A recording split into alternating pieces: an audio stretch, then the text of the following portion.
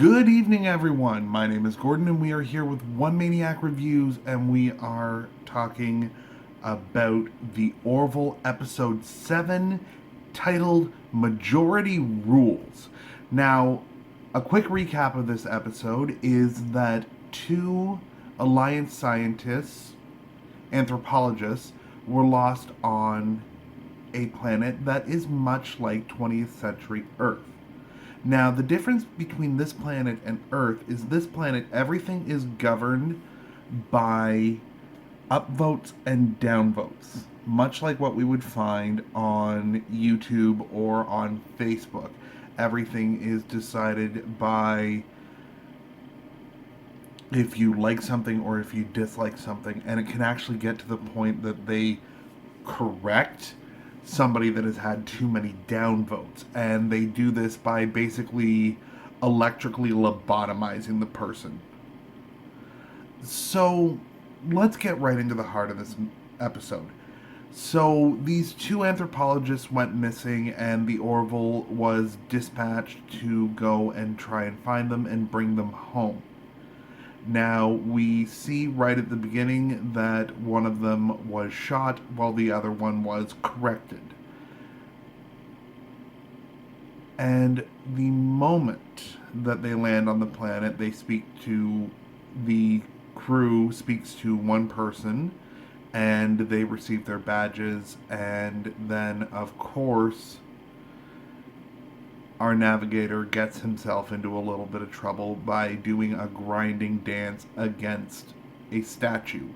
Now, the moment that I saw the statue, I knew that it was going to have to be something huge, much like a statue of Queen Elizabeth or a statue of George Washington, something that people would hold within high regard.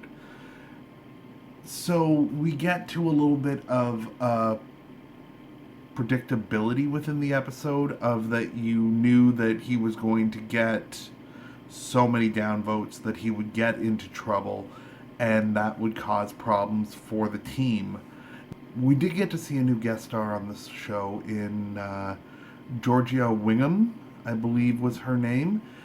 She was on 13 Reasons Why, but she's best known for her appearance or for her time on Scream, the TV series. I have not seen that show, so I can't tell you whether that one's good or not. All I can say is that she was very good within this episode.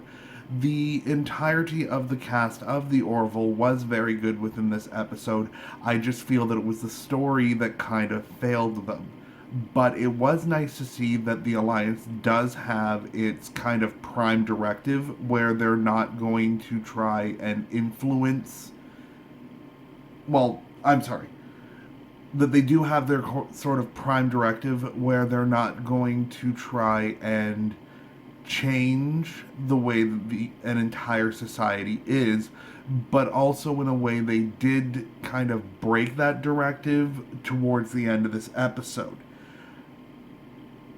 I do have to say, as I said, probably not one of the show's better episodes, but that was just because I felt that the story got a little bit predictable, and I didn't like the fact that an entire society runs off of upvotes and downvotes, and that there's no actual justice system. It is just up to how people feel about you at that time based off of one snippet in your life that could be a single mistake. Like the two anthropologists, as we found out in the episode, were judged solely on the fact that they were both working hard and didn't see that a pregnant woman was standing behind them, and somebody took a picture of it and uploaded it. So I don't think that anyone in the world would look at that and go, this is how we need to run a society. So it became unbelievable. But the acting within the show was as wonderful as it always is. As I said, the storyline itself became pretty predictable. And even to the point that I'm like, oh god, that thing's either going to stop at 9 million, like it's going to be within one vote, and it was within 3. So Not the best episode, but I can look at the show as a whole now. We're 7 episodes in. This is a damn good show. I very much enjoy this show. Even after watching this week's episode and feeling it's not the best, I'm still excited to watch next week's episode. I am still wanting to see more of it. I am really hoping that they get picked up for a second season and that Fox doesn't Firefly this, because this is, I'm going to say, on the same level as Firefly. Now, I might get some hate for that, but both shows were smart and funny. But Firefly was much ahead of its time, where this is a throwback to something that we love, which is the old style of Star Trek from the 80s, 90s to the early 2000s. So, all in all, I would recommend this series. I would recommend it to anyone who wants to watch it, or even people who just are old Star Trek fans and are looking for a science fiction show to watch. Watch The Orville. It is a perfect blend of science fiction and comedy. Alrighty, guys, I will be back next to talk about South Park's The Fractured But Whole.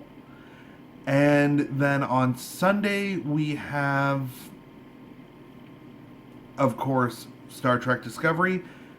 And I'm going to try and get out to see Jackie Chan's The Foreigner this weekend. And I'm going to let you know how that one is.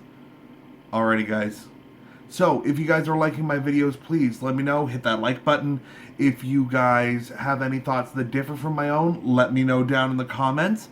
And if you're new around here, hit that subscribe button, and you can keep coming back. Hopefully I have some good content that you guys like. Alright, I'm going to go ahead and cue that music.